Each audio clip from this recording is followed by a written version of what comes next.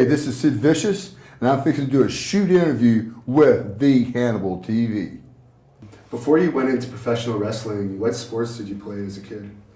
Played all sports. Devin, most schools nowadays, or back in the day when I was younger, you had to play all sports to play one sport. So I did track, basketball, baseball, football, everything. And is it true that a chance encounter with Randy Macho Man Savage and Lanny Poffo is what actually brought you into the wrestling business? Exactly.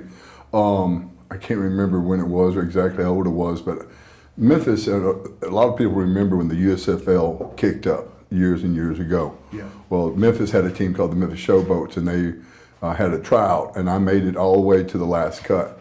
So a friend of ours, a doctor friend, said, "You know what we're going to do? We're going to get you a walk-on scholarship at Arkansas State, see if I can't go there for a couple of years, and then try to really make the NFL, because I had really good potential."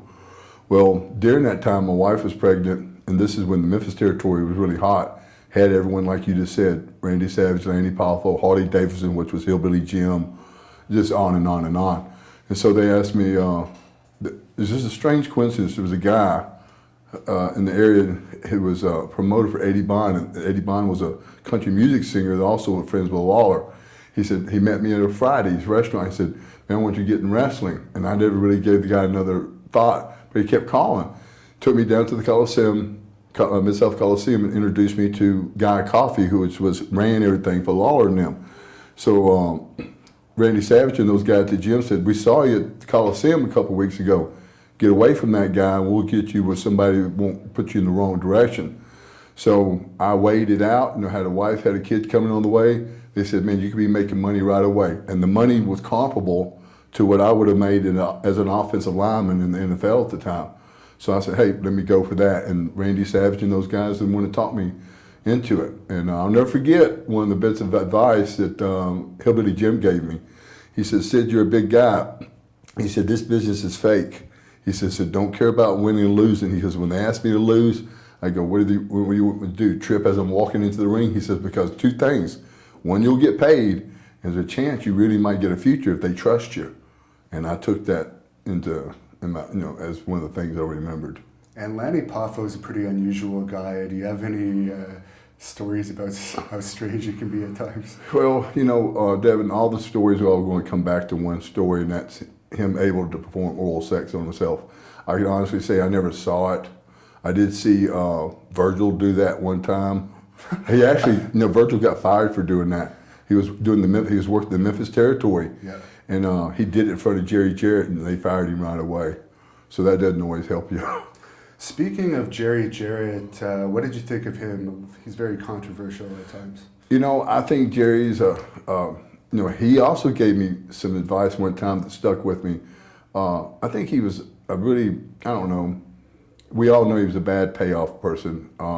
There's rumors, whatever about him. But he did have some type of, good input. And I remember I was doing the Lord Humongous character, and I was really green. I didn't know really how to get heat. When they said get heat, I really didn't really know what that really meant. So they said, "Sid, with this character, when you think you're over-exaggerating, you're probably not exaggerating enough." And that followed me the rest of my life. And if people look at me as Sid Vicious, I was really animated because I was really over-exaggerating. And that sort of helped me out. And is it true one of your very first matches was against Nick Bockwinkel and Jerry Lawler? It was. They brought me in as Lord Humongous. Jerry Lawler had the character gimmick. He had put it on a guy named Mike Starks, which was a strength coach at the time in Memphis, but he was only doing it during his off season. So from my understanding, I never was told the truth, but I think Terry Funk was scheduled to have come in and didn't make it. And so they called me and said, "Hey, would you like to do this?" And I actually got to do the Coliseum and do like a 3-week little loop around the territory that followed. And I'll never forget that. It was me and Austin Idol against Nick Bockwinkel and Jerry Lawler. That's like my first match. And I remember walking to the ring, and I actually worked out with Austin Idol that day. I thought it was really something. But when we was walking to the ring, Austin was going, "Hey man, flex." And I couldn't get my muscles to do anything. That's how nervous I was. Because it was huge crowds back then. Well, it was, but this thing is too, For me, Devin, I guess, I don't even realize, I don't remember being my first WrestleMania. I really, when people, that was WrestleMania. Every day, and I'm not joking when I say this, every day is just another day to me, but it's a serious day. It's not just another day. So every day to me was a serious day. So that was, I don't remember the crowd. People I walked by that I knew, I didn't even see them because you were just so nervous, and it was, again, here it is, your first match, your main event, and which from my understanding, which is one of the greatest territories in the country at that time. Yeah, for a number of consecutive sellouts. Right, exactly. How did you get along with Jerry Lawler? Great. We aren't the type of guys who are going to go out and hang out and have dinner together. We had a great business relationship. He always was really, really nice to me, super cool on the front, did things for me that a lot of people, he didn't have to do. Again, he's just a super nice guy to me.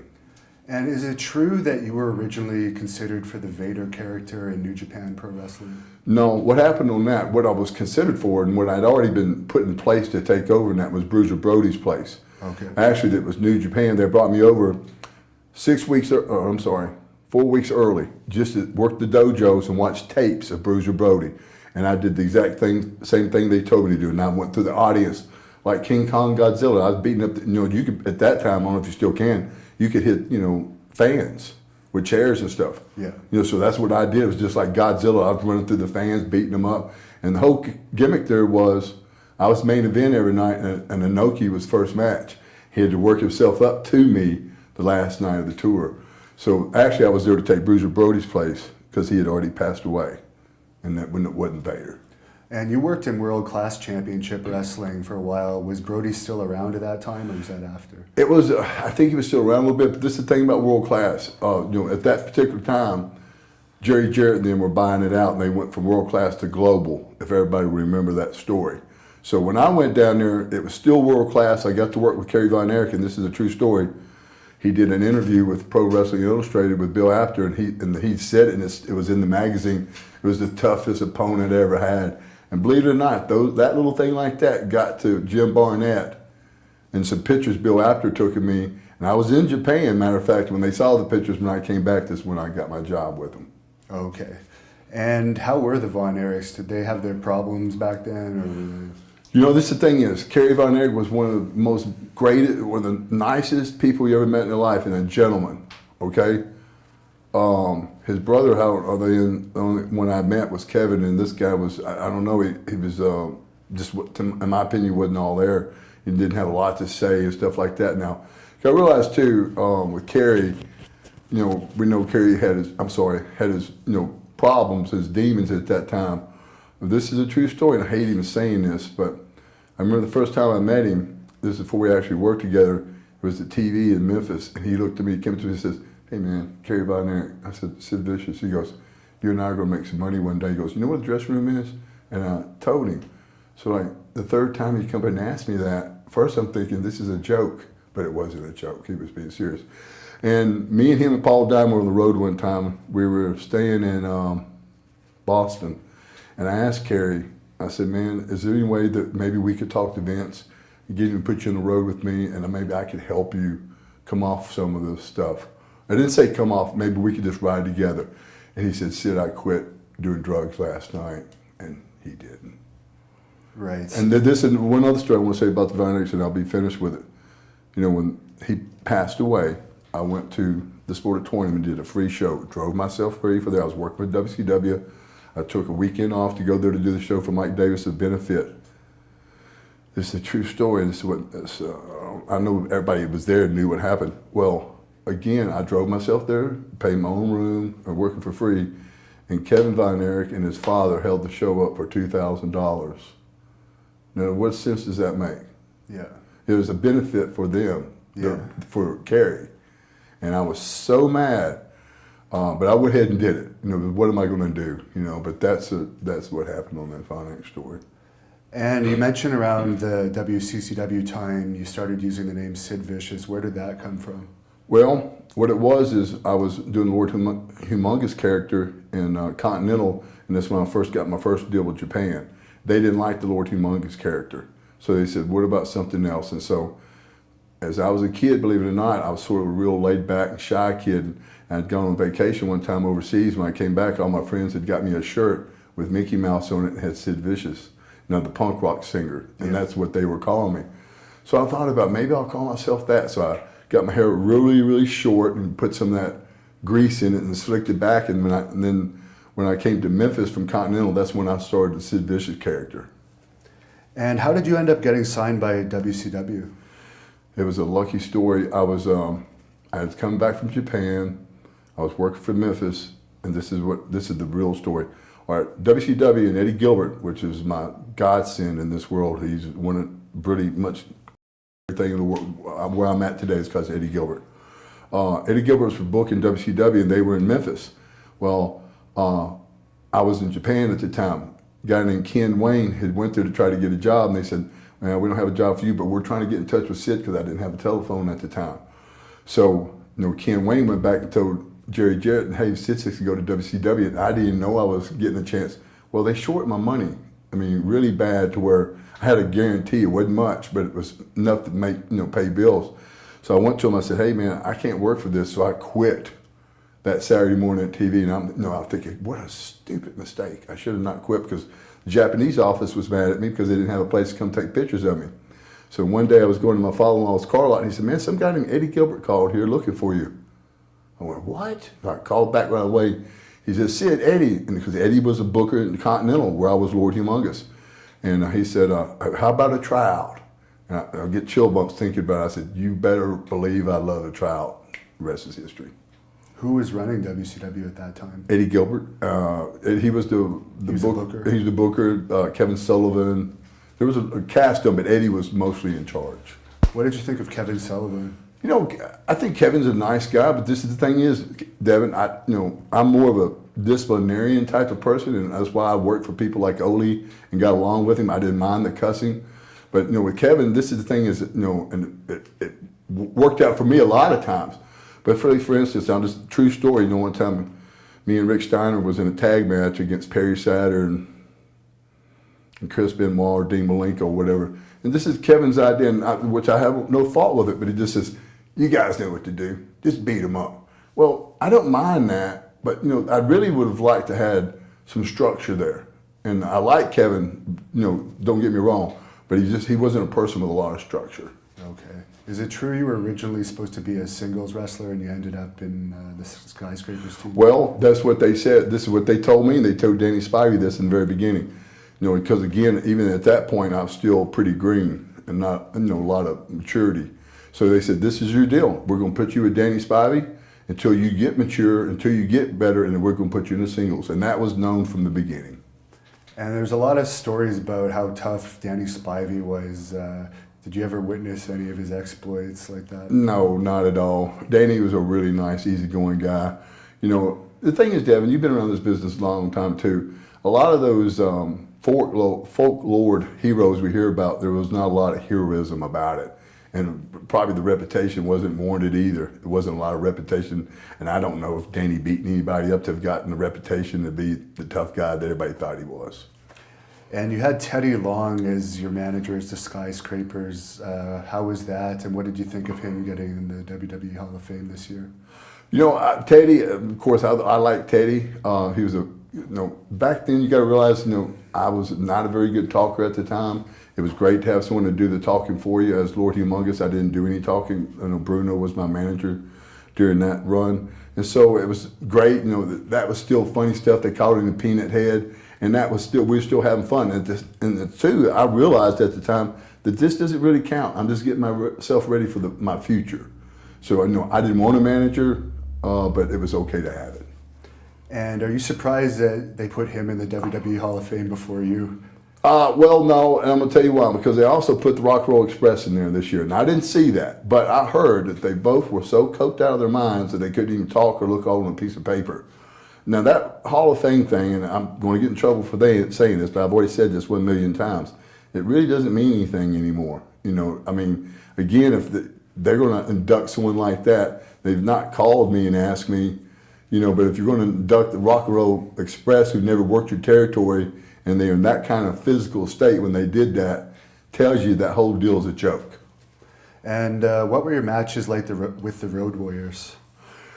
You know, the Road Warriors, we all know this, they weren't great workers. You know what I mean? So their introduction was everything. And after the introduction, it was tough. Was Hawk all there a lot of the times, or did he save that for after the matches with his exploits outside the ring? You know what? I swear, you got to realize too, in WCW, that was a family-oriented sort of organization. I didn't see the stuff like, you know, that you're probably talking about with Hawk. You know, I didn't see any of that or even heard of any of that until we went to the WWF. And then that might have went on before that, and I just, you know, was naive and didn't know about it. But I thought they were both two just good regular guys. And how was working with the Steiner brothers, who had a reputation of being rough in the ring at times? You know, this is something too. Here's where Kevin Sutherland, people like this stepped in. You know, where Steiners were pretty tough, but they didn't want to get tough with Danny. You know, because Danny was going to, you know, and nothing against. I like Rick to death. I like Scott too, but you know, they're both the type of guys that aren't going to be the type. You know, if you were to say push them, they're probably not going to push you back, and they're probably not going to push you to start with, but they'll talk that they'll push you. They don't do a lot of pushing. You know what I mean? Yeah. So that sort of deal. I remember working with them. I used to press Rick over my head every night and throw him over the top rope. And that was something Kevin Sullivan suggested. That's what I do like about Kevin. If he saw that somebody had a chance to get over, he said, Sid, remember that spot? Do it on Rick now. Rick didn't have a choice because the boss just said, take that spot. You know what I mean? So you got to do that as long as I was physically able to do it. He never would help me. I had to do it all by myself, you know, but he got over the top rope. And they were known for being pretty brutal with the job guys, but the job guys in WCW were pretty horrible also Yes. sometimes. What were your experiences like working with those type of wrestlers? This is the thing is, David, you got to realize it was me, it was Vader, it was Stan Hansen, it was Steve Williams, it was the Steiners. I mean, and we all were sending people to the hospital on TV nights. I mean, that's not funny to talk about, but it was that physical. So we were all in a contest to see who could hurt these guys the worst. And that's unfortunate, but and of course that happens. And when did the power bomb start becoming a regular part of your repertoire? You know what it was? It's a true story. Before I went down to Continental and was doing the Lord Humongous character, I was working with a guy named David. His wrestling name was Motley. He a real ugly, out of shape guy. He said, man, have you heard of, I've seen this move called the power bomb, and I tried it. But now when I got down to Continental, they had me doing the Cobra Clutch or the Sinin Shimaki. All right. So I've changed it a little bit to when I got them out, I'd lift them up just a little bit and slam them on their back. And the first night I used it was in Birmingham at the Botwell Auditorium. Eddie Gilbert was the booker at the time. And I remember powerbombing somebody the first time. I heard someone in the front row say, that guy's dead. And I stuck with it. And whose idea was it to pair you up with the Four Horsemen? You know what? I'm sure that was just, Odie was the booker. And I'm sure that was his idea. How did you feel about being put with a group that had had so much success in previous years? Well, it was like, you know, for me it was a big, you know, pat on the back. Here I am with the Four Horsemen. You know, Arn, one of the best finish men in the business. You know, Flair, Barry Windham, and myself. I thought that you know, growing up watching wrestling, the Four Horsemen was the deal, and I felt like at that point I had become the deal too. Did you get along with the other members of the group? Yes, to a degree. Now, like for instance, and this is what happens when you're young like this, and you know, I don't know why, but like when we get in a situation where we'd all tag up with matches, you know, have a 4-way or a 3-way or a regular tag, you know, Flair or Barry would never give me. They sit there and come up with spots for everybody, but they'd never come up one for me. And of course, being green, you don't want to stand up and go, "Hey, I want to do this." I wasn't going to do that at the time. The first person that always included me was Arn. He said, "Sid, why don't you do this with this guy?" So I got my stuff in most of the time through the Four Horsemen by Arn's coaching. And one of the things you're most remembered for at that time was your feud with RoboCop. What were your thoughts on all that? I'm going to tell you something. Honestly, I don't remember. The RoboCop came in. I remember taking my kid to the show, and I think there was some type of malfunction with him that night at the pay-per-view. He didn't really do very much, so it wasn't very much. And you went away and for a while, I think, due to an injury, and your first match back was a 26-second loss to Lex Luger. Yeah. I know you explained this to me on the phone a bit, but do you want to just clear that up on Okay, camera? this is what happened. I had lung surgery. That's where they went in and took a cut away part of my lung and sewed me back up, and I lost a tremendous amount of weight. That was from a match with the Steiners, I guess? Well, what it really wasn't a match with the Steiners. What it was a match with the Steiners, but Doom had come running in too, and there were some chair shots, and no one really knows really where the hole presented itself, showed up. I just know when I went home on that, when I tried to go back on the road, I was passing out at the airport, so I came back home and I had a collapsed lung. So during that collapsed lung thing, I came back and they said, no, you still don't look yourself. Why don't you go back home and put some more weight back on? So I did that. Well, and I told you, and everybody knows the story, I play a lot of softball. So I'm just, I'm working out twice a day, and I'm running every day, and I'm eating. But in the evening times, I'm playing some softball, but I'm not playing the field, just DHing. So I get a call from Ole. He said, what in the F are you doing? I said, what are you talking about? He goes, everybody says you're out there, playing softball on WCW's money. I said, you guys sent me home. I'm working out. Softball is just a hobby. He said, well, your punishment is you're going to come back, you're going to do a job for Lex within 30 seconds, and I'm going to be in your corner. I said, and I told you, I said, you guys have paid me 8 months and a great deal of money. I'm not going to worry about that 30-second job. So that's what my punishment is for doing what I was told to do. I'm getting paid, and that didn't bother me one bit. How did you like Lex Luger as a person? Lex is always, guys, he's not a very friendly person. He's not very personable. He likes to be to himself. He rode by himself a lot. But I will say this, he's honest about that. Always was, is that he didn't really like a lot of people. But I remember one time we were working the Mid-South Coliseum, and I didn't ask this. He sent word to me that he wanted to put me over in my hometown, which, a lot of people wouldn't do that. So, I think when it came down to it, he wasn't that bad of a person. And what are your memories of working with Sting at that time? Sting was awesome, man. He was, me and Sting talked one time, and he said, Sid, I'm not an idealist like you, but he said, I work well with people who do have good ideas, and we had some really good matches. Just one little incident, one time we were in, I think everybody remembers I used to do a nip-up spot, and it was usually out of the head scissors. And I'd nip up, and then I'd catch a guy with a choke slam or something like that, and it'd always get a good reaction. It was in Jacksonville, Florida. I'll never forget it. So I come back, and there's some guys, and I think the Steiners were in the dressing room, and they were, pushing Sting to sort of say, hey, Sid's burying you.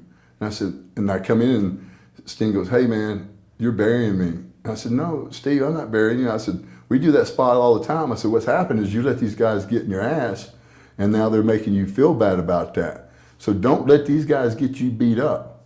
And then they all heard that, and they all changed their opinion. Is it true you were originally supposed to take the title off of Sting at Halloween Havoc? This is the thing I did for 30 seconds. Now this is the thing, now again, I guess is why it's easy, for like a lot of bookers would, say that Sid's a good guy to have working for, because I don't ask questions. This is when they only did 4 pay-per-views a year, and I was told at the Clash of Champions, Sid, you're going to be the next world champion. So every one of your interviews, you say you're going to be the next world champion. Well, that's what I did for 3 months. And then when it came down to that night at Chicago at the UIC Pavilion Center in Chicago, they said, okay, this is what's going to happen. You're going to get your heat. Steve's going to make a little comeback, stop him, throw him through the ropes. He's going to go through the back door. I think I might put him through the back door. And then you go back to the ring. He's going to come back to the ring holding his head. You roll him up, 1, 2, 3. I said, okay. So we went through that whole thing. As he comes back, it's actually Barry Windham. I didn't know what was going on, so I rolled him up, 1, 2, 3. He said, don't worry about it, kid, or something like that. So I rolled him up, didn't think nothing about it. I didn't know the rest of the finish. I don't think this was supposed to have been there. I think I was supposed to have won the belt. But I think Flair and a lot of people raised so much shit about it, me being too young for the position. So, like I said, I know the crowd's going crazy. The referees in the ring grabbing the bell in my hand, saying, take the Stinger Splash. I never knew anything about that part of the finish. But when I look back on it, Devin, that was probably my most memorable match. Because I feel like when you can fool me, you had to fool the people. Now, if it was just me, I enjoyed that. I don't know if people understand that or not. Was Flair nice with you to your face at that time? Always. You would just hear it through the grapevine. Grapevines, exactly. This is why Flair, for instance, I remember the first time I worked with him in Columbus, Georgia. this is what you know when someone's full of shit. He says, I don't know what to do with you. You're too big. I went, okay. So I said, if you're going to use that excuse, I'm going to remember that when we get out there. And we did. I got out there and I just beat the shit out of him. You know, I said, you're not going to do this to me like you do it to other people. So I took him out through the crowd and I just pummeled him. And what was it like wrestling Giant Gonzalez in WCW? It was, thank God I only had to do it one time. But see, that was on my way out. Yeah. I was finishing up, you know, to go to WWF. Okay. And that's why I was doing that. Is there any reason in particular that the Horseman thing fizzled out for you? No, I'll tell you what, I don't remember how it fizzled out, honestly, or why it fizzled out. I came back from that surgery and was in the Horseman, and I don't know if that's when I gave my notice to go to WWF. You know, what happened was Dusty came in, and Dusty says, hey man, I want you to be here for a long time. I want you to sign a new contract. Well, they gave me a chance to call Vince McMahon. I called him. He had me picked up in his office the same day. He said, here's the magic wand. What you want? I said, I want Hogan's spot. He said, it's yours. So I go home. WCW hears that I'm there. Now they offer me twice as much. So I'm going to go sign that. I'm not going to talk to Vince. Well, Vince catches me before I leave my house that morning. Gets my wife, and she answers the phone and says he's here. And I said, man, I didn't want to call you and play middle of the fence. I'm going to go sign this deal because it's guaranteed. He said, well, if you take it, you'll never get this chance again. So I said, all right, I'll try it. Big mistake.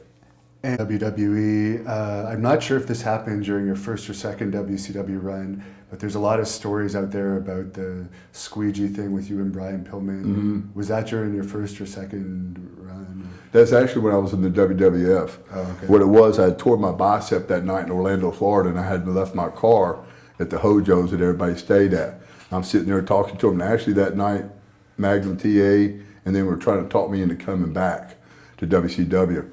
And I was just telling them how great things were. Brian Pillman started running his mouth, and I said, hey, fuck you. And I had a torn bicep. You know, I mean, I couldn't have fought if I wanted to. And so I just remember getting my car was dead. A guy was giving me a boost, and Pillman was out there, and it just so happens it was in the floorboard of the passenger seat. And I grabbed it and said, hey, motherfucker, you want me to whack you in the fucking head with this? Of course, he didn't. Yeah. You know what I mean? So it's kind of an exaggerated yeah, incident. of course. Thing is this, if Brian Pillman never had anything, you know, if he really wanted to be a tough guy, when I beat him up that time in War Games, legitimately, and sent him through that cage, he had all the reason he could have fought right then. He didn't want to fight. Oh, was that the power bomb thing? Yeah. Was that an accident? No, that was purposely. Where you basically power bombed him on his head? Well, about sending him through the cage, then his head. Yeah. And this is the reason why. Like he would come, him and everybody, not just him, all the baby faces hated working with me in the Northeast because they got booed. So we were in the Meadowlands one night. He didn't want to take my finish. And Magnum said, no, you're going to take the finish. So he was always whining and always complaining. And so when we were in Phoenix at the War Games, I said, this is, you know, he's running his mouth back there. And so I drove him as hard as I could through the cage and as hard as I could to the mat and sent him to the hospital. And you mentioned Vince said you were going to have basically Hulk Hogan's spot. Mm-hmm. Does that mean the plans were pretty much to have you as a baby face, as the top baby face? Right. Yeah. Why didn't that work out? You know, this is the thing that I don't know. Well, one, I tore my bicep due to Jake Roberts, and I had surgery. So when I come back from the surgery, Vince says, we're going to change things. We're going to make you a heel. And he even said he was going to take my first class seating from me, because I didn't ask for anything in writing.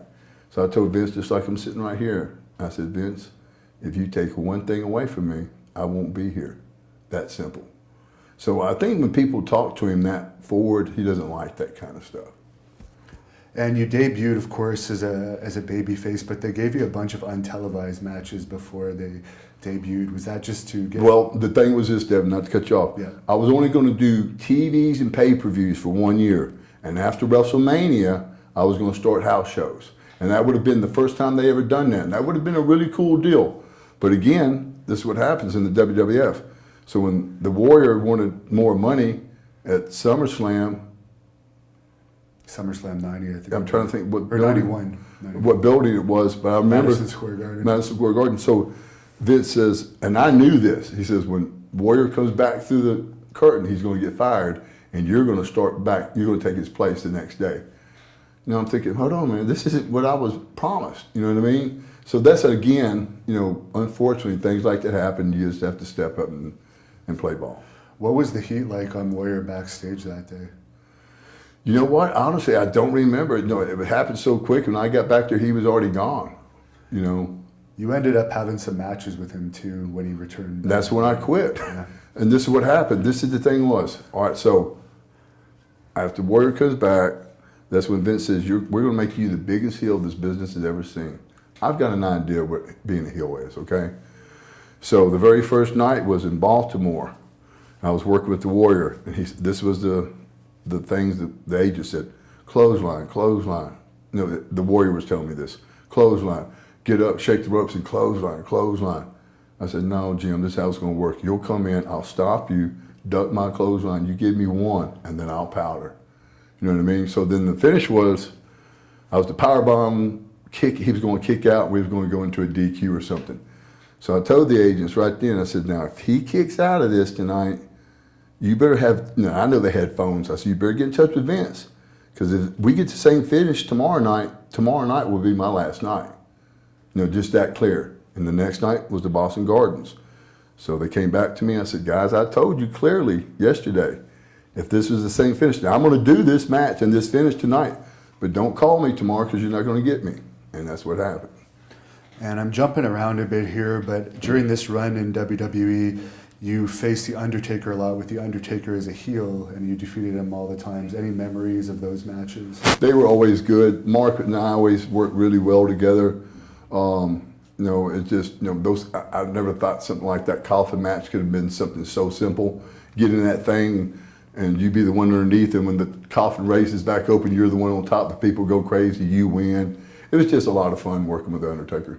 And is it true you were supposed to have a feud with Jake before you tore your bicep, and you were actually going to be the one to take the snake bite to the bicep? Right. That Macho Man ended up taking? Yes, I think I was going to take the snake bite, and that's when I had just tore my bicep working with Jake.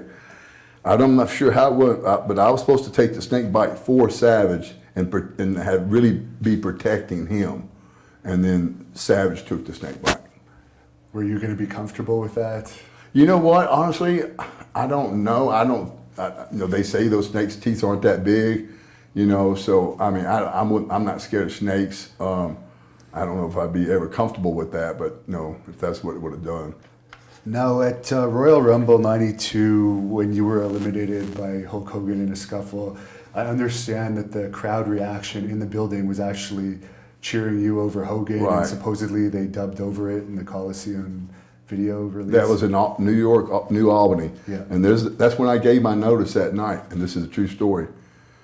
You know, for whatever reason that happened, well, the reason that happened, Deb, we know that it was just simple. Hogan's run was over. And it wasn't that I was any better than him, it's just I was a new face, and I was better than him. So when they did that swerve right there, they thought that they were going to start booing me. Of course, in New York, they're not going to boo me. That's how it works. So when he comes back, and I'm not kidding, I'm not trying to be mean to him or anyone, he is putting on like a woman. And he's screaming in the back going, Vince, you motherfucker, like Vince planned him to get booed.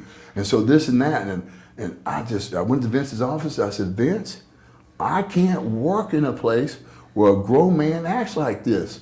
So I had my hand to Vince. I said, I'm going home. I'm done. I said, because everything you've told me has been a lie. Not a lie. It just hasn't come true. And I've lost a lot of money being here. So I'm letting you know, I'm done. He asked me, he said, can we just make it to WrestleMania? And it wasn't maybe a month after WrestleMania, I had enough of the Warrior and I went home. I know you don't really recall WrestleMania 8 that much, but do you have any memories of that huge match? I do. I'll tell you one thing. I do remember this. I remember walking out and feeling that big in front of that many people in a building that big. It was just incredible. And I guess you were the first person to kick out of Hulk Hogan's leg drop ever due to that? You know what? Honestly, I don't remember that either. Okay. I've been told that. But I mean, it's not that I didn't remember the match or anything, but I'm sure I did. Because I guess it was Papa Shango came down too late, so you had no choice but to right. kick out of Well, this is the thing, guys. I had already told Vince, a month prior I was done. So that's why he brought the Warrior back and Papa Shango, because he knew I wasn't going to be there much longer. And how did you get along on a personal level with Hogan? Man, pretty good. I mean, I don't know if it's true or not. You know, face to face, like a lot of people, he was really nice to me. I don't remember a lot of people saying he talked bad behind my back. So I think he was pretty generally a good relationship. And you had Harvey Whippleman, downtown Bruno, as your manager in WWE for a while. Any thoughts on him? Well, I'm the one that gave him his break, and this is what happened. Brought him in with a guy named Nick Busick. They called him Big Bully Busick. Well, he got fired within a short period of time. It was my fault. I brought him in, a big mistake, and that's when I learned you just don't stand up for anybody you just don't know that well. So Bruno, who was my manager, and I promised him if I ever get a break, I'll get you a break too. No exaggeration. I went to Vince and said, he's going to be my manager. And I came up with that little doctor bag where he'd give me like life support when I needed it. So, and then that's how he became my manager. And you had a house show match at Madison Square Garden against Hercules. You may or may not remember this, but it's the rumor that he no-sold your powerbomb because he was leaving the company or he got fired. Do you have any recollection? You know what? I swear, I do remember that night. I don't remember. I know he was uncomfortable. He didn't say anything to me or anything. I don't remember him not selling it. You know, honestly, I do remember I worked with him, I think, twice there. One time on an outdoor show somewhere in Florida where I was just filling in. I wasn't advertised. And what was ultimately, you said you left a month after WrestleMania 8. There's lots of different rumors being thrown around. It was just, it was time to go. No, it was just this. When you tell me after, you know, 5 or 6 times things don't come true, now you're going to say I'm losing all this money, which they gave me a higher incentive, like I know I got a certain percentage off net profit on house shows, which is a pretty good payoff. Well, this is the deal is, when you're losing your merchandising money, that net profit don't really sound as much anymore. So again, when they said, we're gonna make you the biggest heel, and I gave them a chance, changed his finish, you know, and they didn't, then I said, okay, I'm done, you know. Were you already talking to WCW again at that point? They had already offered me the deal to come back. Okay, who was in charge of WCW? Kip Fry. Kip Fry. How did you get along with him, and what did you think of him? You know, it's weird, man. By the time I came, you know, once I, you know, it took me like 3 months for the lawyers to get me out of my contract with WWF. The time I came back in, he was gone. And Bill Watts was in charge. So I go in and talk to Bill Watts. Bill Watts actually offers me a position on the booking committee. The next 2 weeks, I come in to finish my deal. Ole's in charge, which is a great deal for me. Ole liked me. Bill liked me too. So I just signed my deal with Ole and started working in the office. I actually brought in, everybody knows this, I brought in Harlem Heat, brought in Colonel Parker, gave them their names, their identity, everything, wrote their interviews, everything.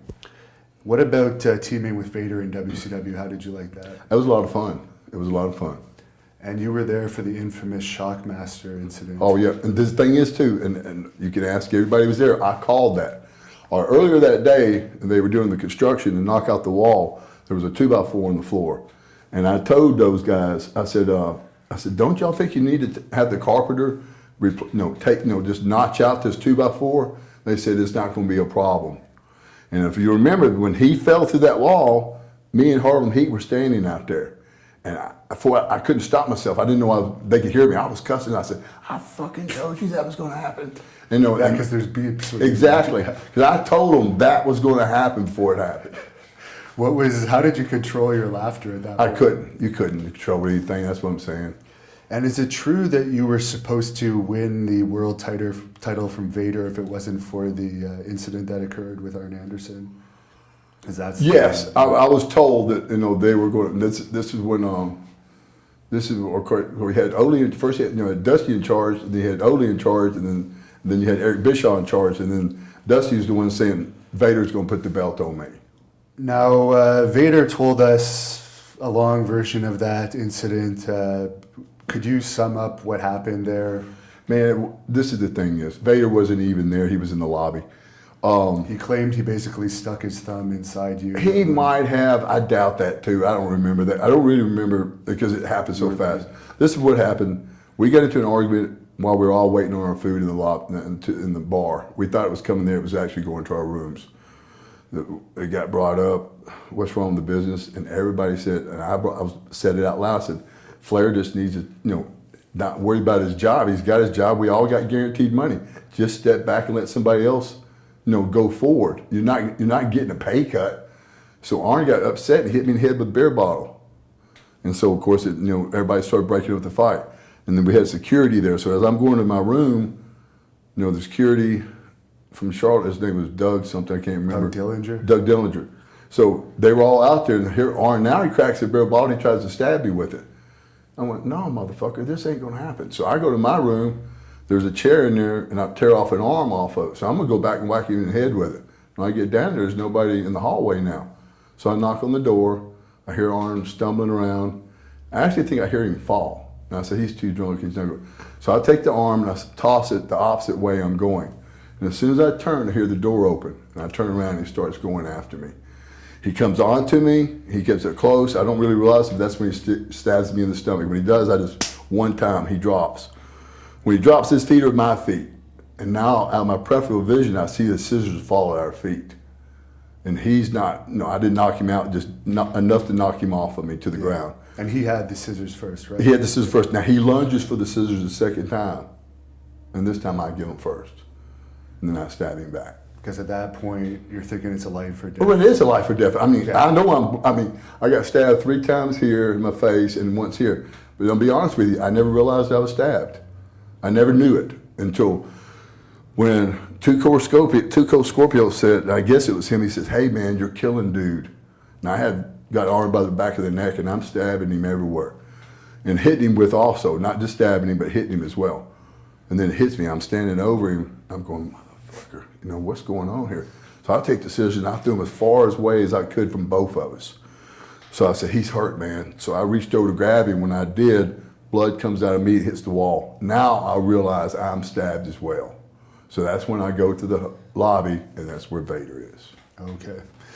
And was there ever any legal ramifications of that? This is the thing is, they came to me and said, we want you to press charges.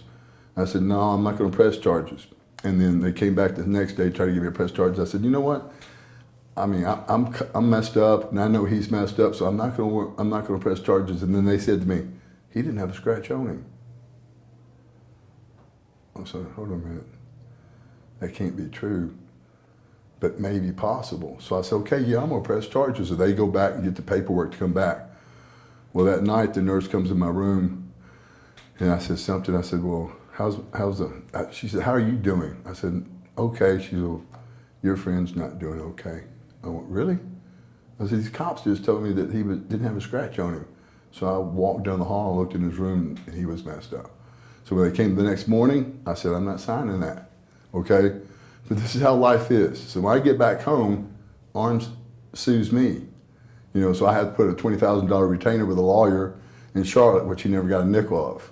I just had to pay a lawyer to get him, because he thought since I've got money, he doesn't, he's going to get money, which he didn't. And that's the only legal ramification there were. Right, because one of the things Vader mentioned was Arn never thanked him because Vader claimed that he stopped the bleeding with his thumb, and he said he basically, in his opinion, saved Arn from a murder charge. It could have been. I mean, I was bleeding pretty good. They had to do exploratory surgery. The good thing about it, though, Devin, that wouldn't have happened. I wasn't bleeding from any organ inside. I wouldn't have bled to death. Now, was it just politics why you were the one that was let go out of that situation? No, this is what happened. I went into the office with this is what started the fight. Right before we go overseas, Eric Bischoff comes to me and says, we understand, I never signed a contract there while Ole was boss. Now, when Eric took over, I was still getting paid on my original contract, but when I was to work with Vader for the World Championship, that my year would have been up and I would have got to ask for more money. So, hey, this is true. The true story. So Eric's talking to me and says, Sid, you're not under contract. I said, yeah, I know. Now, I knew it, but I didn't think it meant that much. So he goes, well, we need to get you under contract, but not what I'm getting paid now. He said, well, what do you want? And I told him, he said, no, we're not going to give that to you. I said, well, then I'm not going to be here any longer. So he goes, okay, well, we'll give it to you. So he gave it to me. I signed it. We went overseas, and that's really what the argument was about. I just got a big pay increase. So what was the question again? Like what led to you being the one that Okay, was so released? when after the fight and we came back home, and I healed up a little bit. Me and my lawyer, not Bill Apter, Bill Efert out of Memphis. He went with me there. And this is what they told me in the office that day. If I would be willing to go back to my original pay, I could keep my job. And I said no. And that's why I lost my job. It wasn't because of what I did. It's because I wouldn't take a pay cut. Right. So you just wrestled for USWA for a couple years after that. About a year or so. Any memories of your matches with Lawler and Dr. Death at that time? No, not really. Just kind of collecting Just payoffs. collecting here and payoffs. there. Now, was it Shawn and Kevin Nash that put in a good word for you to go back to WWE? No, I think it was Lawler. What it was is this. All right, Vince was, and I'm sure he was testing the water. Business for them was horrible at the time. He'd send people into Memphis to work just with me, and I know that's what he was doing, to see what it was working. And every time he sent someone in, we sold the Coliseum out, and they couldn't sell out anywhere. So I was going to Louisville to a show, and I don't know how I got the word, but Vince said, I want you to go to the airport and get a flight. And I flew to the office and then back to the show that night in Louisville for Lawler and them. And he just, like we're sitting right here, he goes, I want you to come in and work with Kevin. And I said, okay, we worked out our terms, and that's when I came back. What was it like coming in as Shawn's bodyguard? Because I guess that was probably at the height of his personal issues. Well, then that, and too, that's sort of the beginning of his Right. singles run, Yeah. too, is however successful you want to say he was or was not. Yeah. You know, but it was Shawn was always fun to be with, man. I know a lot of people have bad things about him, but man, me and him got along. We worked great together. It was just a lot of fun being with him. So you never had any issues with the Clique? Due to your Not at friendship all. with Shawn? Not at all. What are your memories of your matches with Diesel? They were tough. You know, he's not that good. I mean, he's just, he's just not, not a lot of great psychology. Not, I hate saying he's somebody who's got 2 left feet. Just wasn't, nothing was memorable about him. Did you get along behind the scenes with him? Oh yeah, when he first started, we rode together. So it wasn't that we didn't get along. It's just, I don't know. I don't know if anybody's ever said they had great matches with him.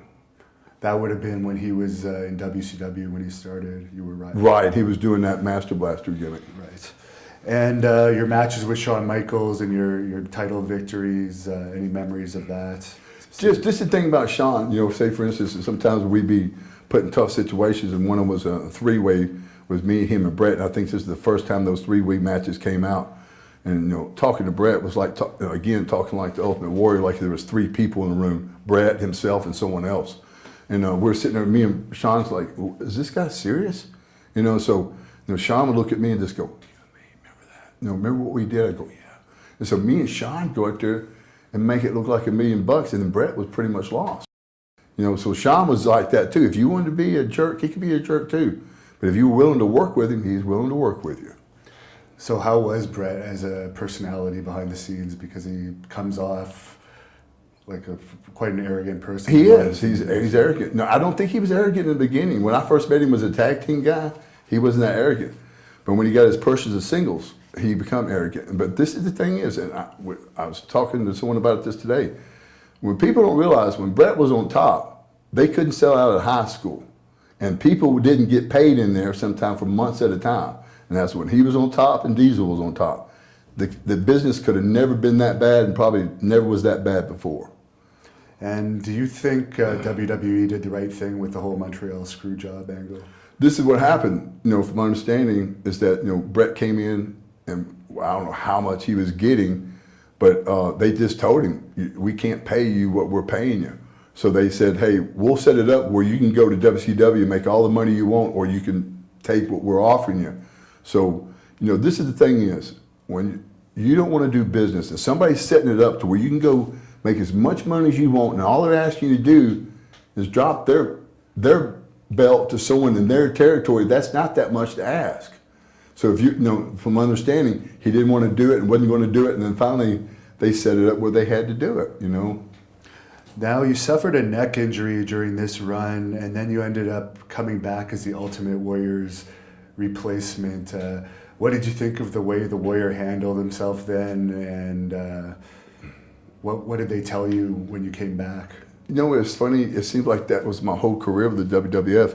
You know, the first time, well, we can't get the Warrior to do this. We need you to now change all your plans and do this. This is the true story. I hurt my neck, and I was in New Albany, and we were at the gym working out, and I could not pull the bar down with my left arm. I knew something was wrong. I mean, I had no strength in my left arm, so I was sort of scared to tell anybody.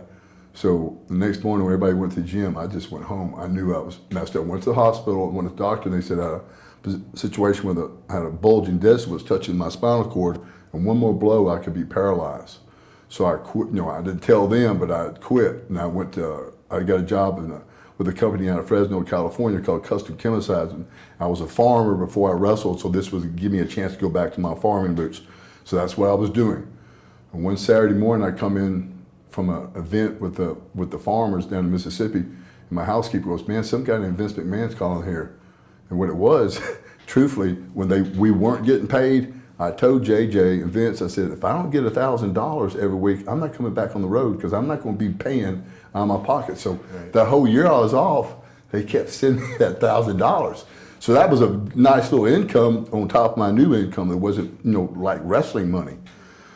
So he answered the phone. I said, "Man, what do you want?" He says, "I need you to come in. I've had problems with the Warrior again." And he said, I said, "Well, why me?" He said, "Well, I need star power." I said, "Vince, I haven't been on TV in a year. You don't have one person that could be more credible than me right now?" He said, "No, I need you." So I don't want to say maybe he knows about that $1,000, right? So they picked me up. I got dressed on the way from the airport to the building that night. That's the last I heard. Another couple of weeks, same thing. I come in and replace them. But the whole time, my boss in California says, "You're not quitting, aren't you?" I said, "No, I'm not quitting, you guys. I'm only going to do this on weekends when I can." He said, "Oh, fine." So we were at the pay-per-view at Vancouver. That's when Ahmed Johnson, I think it was me, Ahmed, and some type of three-way, Davey Boy. Yeah, Davey Boy. So we were in the back there, and him and Pat brought me into their little office back there, into their own private dressing room, and said, "We need you to come back full time." Then that's when I came totally honest. I said, "Guys, I've got another job. I'm not interested in coming back." And they said, "Well, we need you." I said, "Well, this is the deal is, you don't give guaranteed money. And Vince, I know this too. I'm going to say something, get myself in trouble. And then I'm going to be wearing a dress out there, and I'm not going to make any money." I said, "But if I get guaranteed money, I can wear a dress every night and be happy about it." And so we came to terms, and they gave me guaranteed money for the first time. And you mentioned the British Bulldog. You had a few matches with him. What did you think of wrestling him? It was okay. Davey Boy, and I don't want to say I like Davey, we got along great, but he was a complainer, whiner, didn't really want to work that hard. Notorious for getting, this is a true story, he got a really bad rap on Phil LaFonce and Doug Furnace that time they came in. They wanted to be real physical. He didn't want to be physical, so he complained about them all the time. They ended up losing their job because of that. And so when a situation like that happened to me, I just didn't give them a chance. I made them work hard. And your second main event at WrestleMania was WrestleMania 13 against The Undertaker. Do you have any memories of that one? It was a Horizon Center, it was at WrestleMania 13, and it was a pretty good little match. Do you have any stories about The Undertaker behind the scenes that people might not know with you and him? We traveled a lot together. The thing about him, man, he's a real regular guy, pretty much like myself. A lot more quieter than I am, not as much outspoken as I am. But just, we know he's a company man, and he does the right things. And you had a couple matches against Vader. What was that like? I'll be honest with you, I don't really remember them. And the famous Alamo Dome match against Shawn Michaels, is that just mixed in, or? Well, this is what happened there, guys. Okay, this is what, we, at SummerSlam, it was actually about 2 or 3 weeks before SummerSlam at the Madison Square Garden, and it was going to be Vader and Shawn. Well, I was working with Vader in the singles at the Gardens before that pay-per-view. And as we came through, and I'm not trying to pat myself on the back, but those people went crazy, and all we did was a wrist lock, and that's the truth. When we came back, I saw Vince, and he looked at me like he hated me. But I knew right then what had changed. They were going to make me the champ. So we had to go to an in-your-house pay-per-view at Indianapolis, where I was going to put Vader over to put him in line to go for SummerSlam to win the title. Because the whole idea was Shawn wanted to go to his hometown and a big pay-per-view, that was his dream. So that's what he wanted to do. So when we got to In Your House, they brought me over to the side like it's a big secret and said, and I already told Bob Holly and I told a couple other guys, I believe this is what's going to happen. So they brought me into the locker room and they said, Sid, tonight you're going to go over. I said, I told everybody that 2 months ago. I already knew that. I already felt like that, right? So the whole deal was this. So when I went over Shawn at SummerSlam, every night was sold out after that once I got the belt. So we was at the Nappy convention, and that particular year, WWF was putting off a room about this big. WCW had this huge thing down the floor because that's when NWO was really hot. Well, now our territory is kicking up. So I asked Vince up there that day, I said, with the business being this good now, are you going to take this belt off me? He said, yeah, I'm going to take it off of you at the Alamo Dome, then we're going to put it back on you at the Monday Night Raw. Because, Shawn wasn't drawing like that. So after Shawn lost, remember, he retired. That's right. So so then I had to wait for Bret to beat Vader.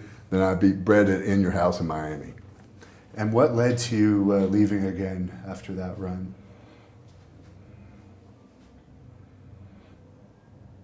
The car wreck. In Ottawa, yeah. I broke my neck, and then that was pretty much it. Yeah, I remember that one. Because I was actually in the crowd for that, and the whole crowd was chanting Sid, Sid, Sid. Really? I thought it was like some type of joke. No, it was real. It was And during your time away from WWE, you worked for ECW, which a lot of people remember fondly. How did that come about, and what did you think of Paul Heyman? I thought Paul, and I knew Paul from back in the days at Continental. He was he worked there for Eddie as well. It was every night there was just like a night off. It was a lot of fun. The crowds were so easy. I didn't ever remember a place you could actually snot a fan's face and they asked you to do it again. So that was like that. And I've heard RVD say in interviews that you guys used to hang out a lot in ECW. Do you have any stories about him from your time there? Well, again, Rod was, for a reason when I went there was a lot of jealousy, follows me wherever I go. A lot of people were, not really talking to me and stuff like that, but he was one of the few that really was open and really nice to me and, just, welcomed me with arms, and said, and a few people there did, because when I was there, guys, they sold a lot of tickets. And maybe the first time they ever sold that many tickets. And you were over with the crowd, which surprised some because you were the stereotypical WWE wrestler in ECW. Right. And but then that's what gave me my big deal at WCW too. And you had a feud with the Dudley boys there who went on to be big stars. Do you have any memories of that feud? Not really. This the thing is, they had that set up where I think they didn't really want me to know what was going on. So everything was just like a little spot for me to come in and do something, and then something for them to sort of get their stuff back without me maybe not knowing about it. But I don't really remember being a feud with the Dudleys. So the success of your ECW run is what led to WCW contacting Exactly. you? This is what happened. No exaggeration. Eric Bischoff called me. He flew in a private plane, and he flew his own plane. He was a pilot. Yeah. He flew into West Memphis Airport. I picked him up. We drove to Cracker Barrel, had lunch, offered me my deal right there. I forgot to ask you about this because I guess he was there for your first run too. What did you think of Eric Bischoff? Eric is one. This is sort of, a lot of people think I'm stupid to say this. Eric is one of the smarter people in this business. The reason I say this is he knew his weaknesses. For instance, he wasn't great at a lot of things.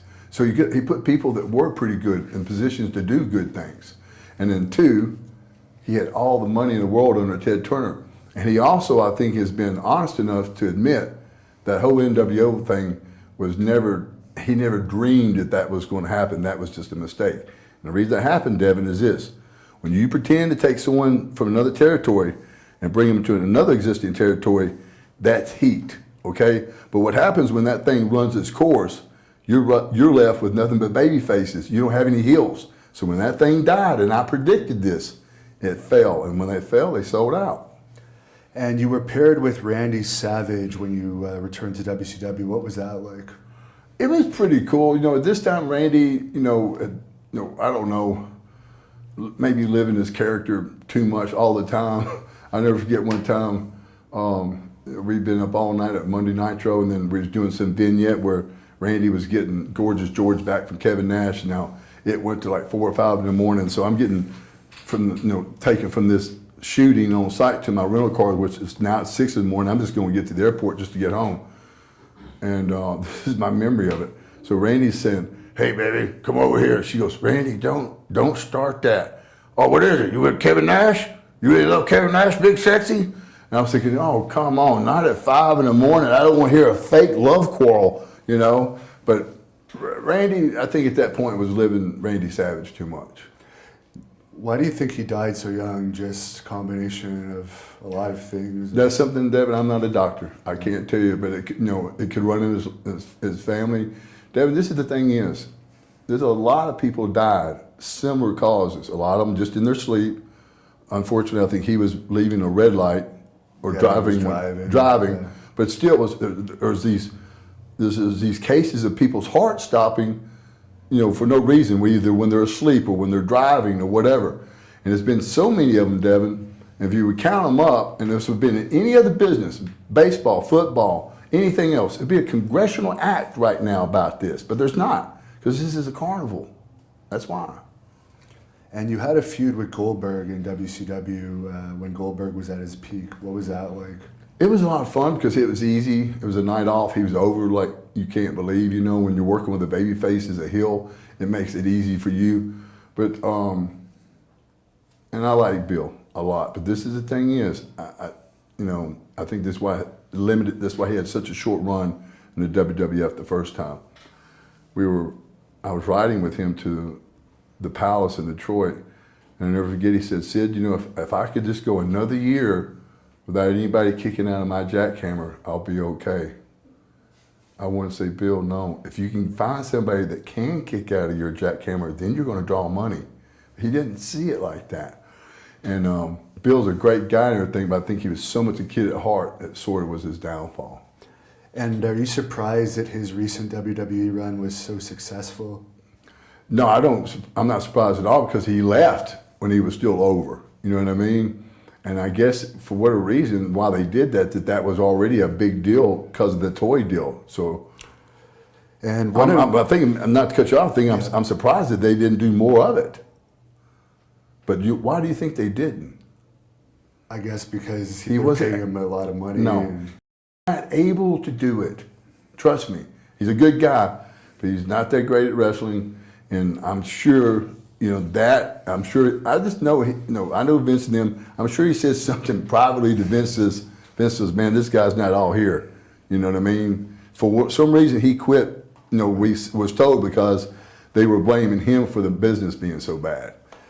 Now, when he won the Universal title, he won it for basically a chubby, short guy that wrestles in a shirt. Exactly, Kevin Owens. Yeah, what do you think of someone like that being the representative of the company, which I understand they drew some of their lowest ratings in history during that time? This is the thing is, Devin, and I mean, it reminds me of the time I left when business was hot, and I came back at Psycho Sid, and I was looking at people like Rex King and Steve Dahl. I'm going, hold on, I know these guys. They're not money people.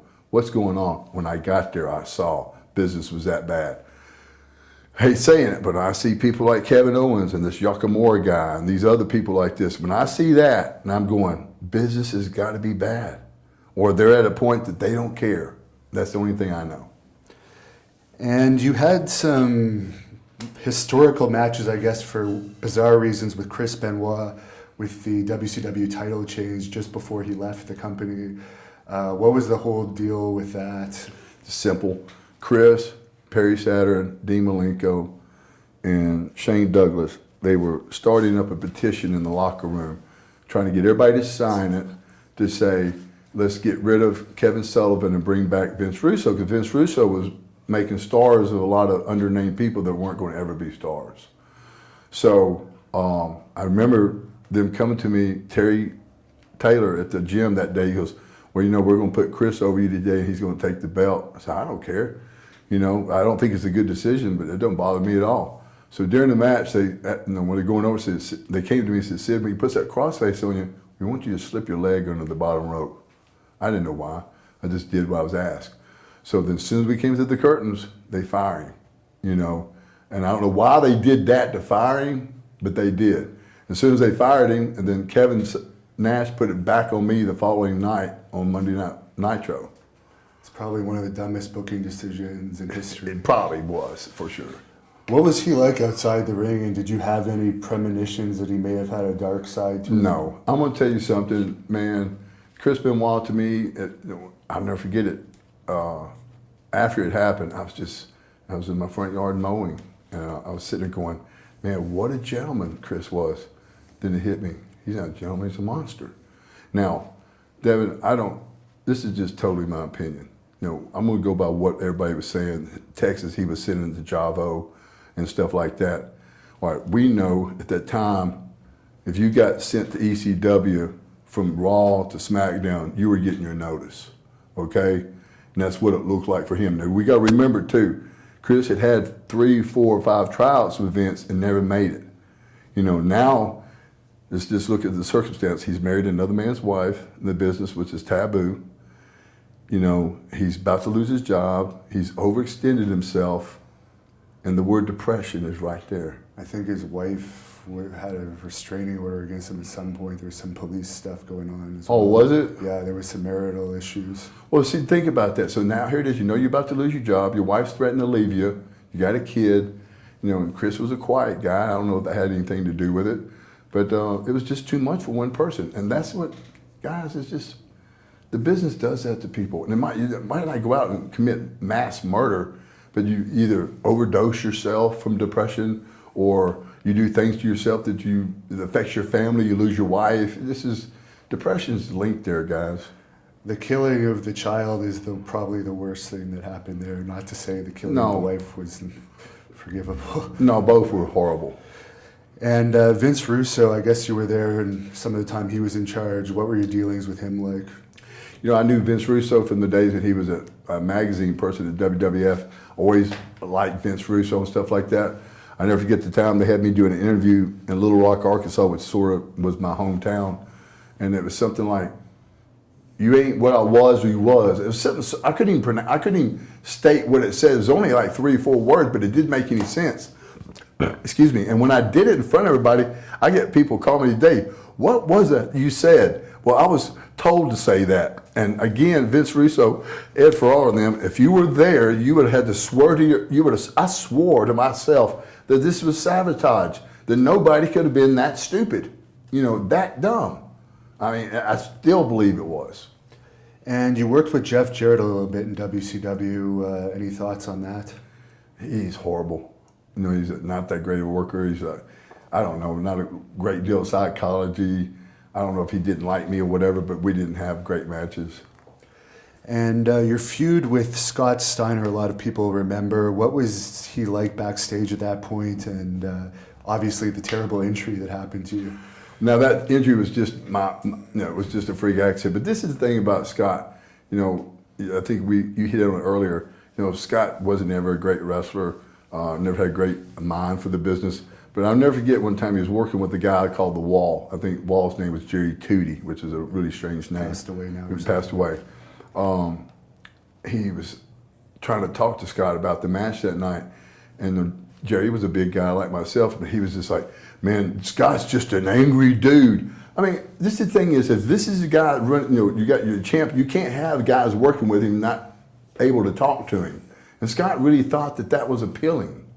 And he really does, I think today, think that that's what got him over. Scott never got over in this business to where he drew money that I know of. Were you around when he had that backstage incident with Diamond Dallas Page, or was that before you returned? I was there, I just missed it. Okay. You know, but I think Dallas beat him up. I don't know what the story was. I wasn't there. I've only heard Scott's version of it. Now, for the injury that you suffered in the match against Steiner, was that your idea to jump off the rope? Because no, that was Johnny Laurinaitis' idea. That's a guy, and another idiot, thinking that jumping off the top rope wouldn't be just as exciting as a big boot out of the corner. I even went to him and said, man, I just had come back from shoulder surgery, really couldn't put my belt on at the time, didn't feel comfortable up there. He said, we've already got it into the mix of things, we can't get out of it. Was there ever any legal situation with WCW over them asking you to do a move you weren't comfortable with? No. And you returned to, I guess that was the end of your run in WCW, just to close that book. Were you still under contract when the company went out of business? Mm-hmm. So you were paid for a while, then I figure. And you had an appearance with WWE in 2012, I guess a couple of appearances. What were those like? And are you surprised WWE didn't give you another last runs with all of your popularity and you still keep in top physical shape? Well, this is the thing is, and this is the thing is, over the years, I've got myself in so much trouble talking for myself. So a few years after I made it back from this surgery, from this injury, I actually had a lawyer call the WWF at the time office and talk to them and for me. That way I couldn't talk myself into trouble. And this is the thing is, Johnny Laurinaitis says, we're not going to talk to you, we only want to talk to Sid. Which I'd always sent word to him that if I do my own talking, I'm going to argue with you and you guys are going to hate me before I ever get in the door. So it just, again, that's sort of been the deal. You know, they want me to do the talking, which I keep having to send a lawyer to do the talk, because if I'm going to do the talking, I'm going to get myself in trouble. So that's why I didn't do it. Right. And I guess you might still have some heat with Johnny Ace over the whole incident in WCW. No, not really. I don't hold nothing against Johnny for that. I shouldn't have done it. And that was a freak accident. That shouldn't have happened. I had a friend a couple months ago, just stepping off the ring, had the same leg break I did, but worse. So it's not, you know, it was just a freak accident. And one of the guys that's topical right now in WWE is Roman Reigns. What are your thoughts on him? I think he's one of the better talents they got. You know, he looks credible, he looks good, he got a good interview. And if we're going to compare him to anybody, let's just compare him to the last guy you said, the fat guy in the t-shirt, Kevin Owens. There's no comparison. I think he's light years ahead of that guy. And Jinder Mahal, you probably don't remember this, but you actually wrestled him for us. I did, yeah. About 10 years ago now. It doesn't seem that long, but right, yeah. Do you have any memories of that match? I don't, yeah. Do you, what do you think of him? I think he's doing a good job. And I know you don't go on the internet very much, but is there any social media or anywhere that your fans watching this could follow you to find out what you're up to these days? You can always check it out on Psycho Sid Promotions. So that's a company that works with you. There's a guy that does my stuff for me. His name's Eric Widgen, and he's been doing that for years. And we correspond maybe once a week just to see what's going on. He does his own thing there. You know, these people that run those things, they think they're artists, and I might suggest something to him. He goes, see, I got my own artistic view, so I don't, you know, what he does there, he does. We might have talked about it a little bit before. He puts his own spin on it, but 90% of the things he does on his own. And do you think you'll ever have any more matches for WWE, or are you pretty much happy with your landscaping company now? And well, that's doing really good. I think I told you today, I've got a great idea that I'm trying to present to them. Again, I was supposed to, you know, I talked to one of the guys named Scott Amon in the office, and he said, well, you need to talk to Mark Carano, and they wanted me to drive to Nashville and meet with them when they were doing TVs a few weeks there. And I said, well, I'd first like just to talk over the phone for a few minutes, be sure that you guys might even, I don't want to drive that far just to be talking to anyone, you know, so they never got back to my attorney and never heard from them, so that's where we're at. And to close this off, is there any message you want to say to your fans? You know, I do. I really took this that serious before, but in the last few years, I really do. Some of the things I might not want to participate in before, I will participate in some things in the future if I'm asked to, just because of the fans. And I want the fans to know that if there's any one thing out there that means the most to me is the fans. And that's what I really care about. All right, thank you very much for this, and good luck in your match tonight. All right, thank you.